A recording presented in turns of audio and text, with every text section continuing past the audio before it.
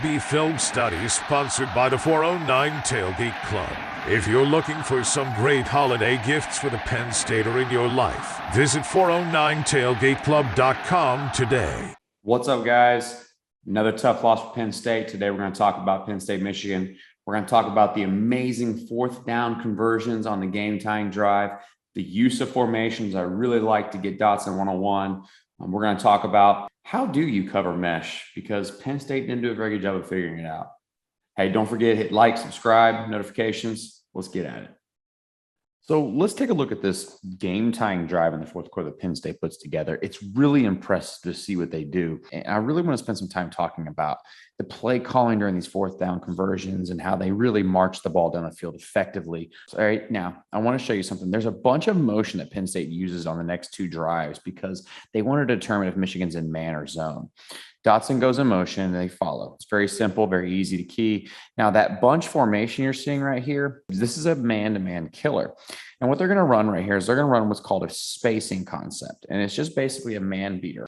All they're going to do is they're going to cross. Okay. And so how this works is they're just going to cross. He's going to go here. He's going to go here. And he's going to sit down here. They call it spacing because they're just going to sit in space. They're just trying to confuse these guys. You can see how the point man takes the inside receiver. The outside receiver gets taken by the linebacker to try to break on mesh, and Dotson falls behind on a fourth down conversion, and it's an easy pitch and catch. Great throw, great job. 4th and 4, easy conversion. All right, here we go. Same drive, 4th and 2. Really loved Yurcich's use of formations. The fact that he put all these condensed bunch sets out of quads out against Michigan really put Michigan in a bind. And so what you're doing right here is you're creating solo, single matchups. And so what you got going right now is you got a quad, like a trips bunch with a solo receiver off to the edge, and you got a single up top. And all he's trying to do right here is just trying to get his best receiver soloed up on a corner one-on-one to the boundary. Any other way, they would have somebody bracketing. They still have a safety sit in the middle of the field to play anything deep. But what all they're trying to do is they're just trying to cause as much movement this way as they can so that they can get one-on-one, knowing that Dotson is probably just going to be a better football player than the guy in Michigan. And he is. He's one of the best receivers in the country, hands down, bar none. I want you to watch the route. Watch him stutter off this route. Watch him break hard on the outside. Watch the corner take his step, and he breaks himself back in. That's a great route, guys. That is NFL caliber, first, second round draft pick stuff. Okay, here it is. Put them within 2. They run the old school T formation at a double tight. And if you haven't noticed, up until this point, Penn State has ran the ball out of this formation every time. This time, they decide they're going to run a play action. And I love the play action, but it was really well defended. You can see how Michigan played the goal line, 4-point stances. All they're trying to do is just get penetration and just hold up. But what it is great is it gets their tight end one-on-one with a linebacker in space, and that allows us to have an opportunity to be successful. Okay, so now go back to the 2-point conversion. They have to have this. This is all about winning. Now go back against Illinois. We didn't get some 2-point conversions, so you know they worked on this. Go back to what we talked about before. Unbalanced quad formations to get one-on-ones where you want them. All the mumbo jumbo, guys. All so that he can get one-on-one with his best receiver in a corner. That's all it boils down to. I just want my kid to get one-on-one with your kid. And if you take a look, you had no intention on throwing any of these routes. I mean, this was a screen that was easily sniffed out. This guy right here was running a breakoff route. This is 100% a back shoulder to Dotson saying, hey, man, let's get it. Why don't you just win this route for me? Great play call. I mean, it's just putting the ball in your playmaker's hands. Okay, so now we're going to talk about the next drive. Now, I think this is where the game turned. This is the first down right off the kickoff, and you're going to get actually a tackle oversight. A lot of people don't notice this. This is the tackle right here, and this is a tight end and a wing. Okay, so what I want you to notice is I want you to notice how Penn State gets after it. They're running just an old school power H. They don't do a very good job of blocking. I think they get beat at the point of attack. And Penn State gets a nice negative play right here. Okay. First down, easy money. Again, what I really liked is watching the defensive end getting up the field in the 7. He gets penetration on the offensive tackle who moved over, and he puts himself in a good spot, and they've got a good play. Second down and 11. Now you got 2x2 condensed sets. You get a pass rush, but you also get hands in the air and a ball deflection. Okay. Even if this guy catches this ball, it's only a 4-yard gain. The defenses are everything where they need to be, running the perfect zone coverage that they need to be in that situation. Third down. Now you get to see these guys tee off. Defensive ends are in 2-point stances. You're about to bring it. Okay. I can't even imagine being this left tackle right here. I'm sure he got ridiculed on Sunday. Look at this, ducking your head, everything wrong. But this is a phenomenal pass rush move. Strip sack, boom. Look at this. That is fantastic. Now, I feel like Penn State got conservative. They're going to run what they call basically it's power read off the shovel. All he's doing is he's running old school power read, but instead of the running back going across his face and the guard pulling, the quarterback is reading this guy right here. So instead of him doing that, he just shuffles over, throws the ball, he's going to pitch it, and he sees that this guy attacks. If he attacks it, quarterback pulls and follows the guard. Second and 7. Notice the motion, determining if it's man or zone. Necessarily don't really like this play call right here. He goes off of the same motion. Notice what he does. Where he runs the power read play action off the edge. It's the exact same play the other way, but now he looks like he's trying to hit a pop route and he's trying to beat the man-to-man coverage. Remember, you see motion, they see man. They're running a rub route right here, and I think that's what he's trying to get to the rub route on this. You can kind of see what he's looking at, and he doesn't get what he wants, so he freaks out. Okay, I think that they sniffed this one out. I thought he could have back shouldered this over here. That's just me. I'm not the one playing quarterback, but he throws a ball up in the air. Praise to God, it gets to Dotson's hands. All right, 3rd and 7. Here we go. Now we're going to get 2x2 compressed sets. You know it's Michigan, guys. This is what they do.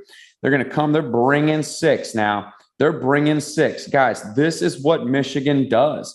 They decipher this blitz about as good as they can. Running back misses the linebacker. Quarterback puts the ball in the air exactly where, honestly, he should. A corner route or a slot fade is probably the best man beater in football. But the problem is because the running back never had a chance to decipher what happened right here, it doesn't get him a chance to set his feet. He has to release this ball. That's not a coaching problem. That's not a quarterback problem. All right, so they kick the field goal. 1st and 10. Look where they're at. You're getting man-to-man coverage.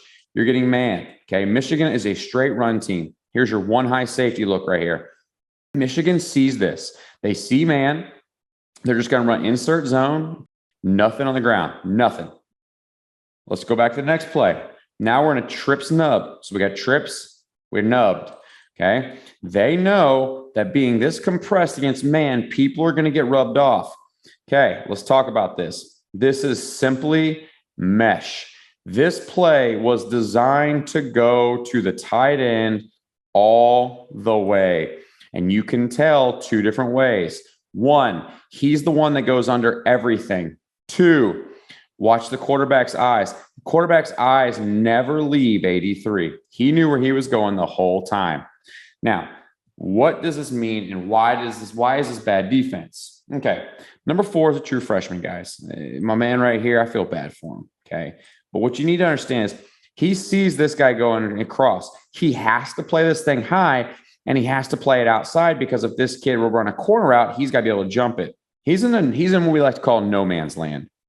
He just has to be a ball player in this situation. All right, here he comes. They're screaming off the ball. He gets caught up because he's playing so high and everyone else is playing so low. This right here is just bad level play by DBs. This gets you beat. And the other thing I don't like, and I guess I just didn't understand about this play was, if you go back and look, Penn State is in a cover 1. They have a safety playing deep. I don't understand why his angle was so bad to this play. This play should never have been a touchdown. 16 should have been in the play for a 15-yard gain, live to fight another down. I cannot stand the play call. I hate the way the defenses run there. I understand why they ran man, but I think they were just in bad shape. Okay. So here we go. 4th and 2, the play that all the Penn State fans want to talk about. 4th and 2. I'm going to play this from the beginning because I want you to notice something. Watch the motions, okay? Watch what they're doing. You're getting exactly what we think you're going to get from Michigan. You're getting man-to-man, okay? You're getting man-to-man. Let's watch this, okay? I want to show you something. It's pretty easy to determine. Man, okay? Man, man, man. All right. Now, he sends the running back out to determine who has the running back. So that means if this running back goes out in this situation, okay, it means if the running back goes out, that means that number 12 has him man-to-man. He now knows that this guy right here is not a blitzer unless the running back blocks. He brings the running back in. He now knows who the blitzer is. Now the O-line can determine who the Mike backer is and who they can call the strength to. Now, what were they trying to do here? Number one, I saw what he was trying to do, and you can watch the quarterback's eyes. His number one read was not the fade. It was not the fade. Remember, Dotson is out. I don't believe this was his number one read. What they're doing is they're trying to run what you saw earlier. If you remember correctly, he had a bad play call, okay, or a bad play on the power read play action where they switched the routes, if you remember correctly. This is what they call switch return, okay? It wasn't necessarily designed to be a slot fade. It was designed to get these guys to try to banjo. So normally if you get beat like this, okay, this guy will take this guy will take this guy. And what they wanted to do was they wanted to create that same illusion. We're going to go in, you're going to go in, then they bounce it back out. Because if they were to exchange this, okay, this kid would just kind of sit on this and this would be wide open. Watch the receiver. Watch how he gets off the ball at the top of the screen. He looks in like he's about to pick it off. All right, pick off the receiver, and he doesn't. And he gets back outside. That's just really good play by the DB. It wasn't just a fade. It was a design play that the corner actually read really, really well. And I can't get mad. I thought the play call was good. I thought the way they banjoed them man-to-man the whole fourth quarter, they would exchange. This was the play call. I think the corner just made a fantastic call and play and never banjoed over.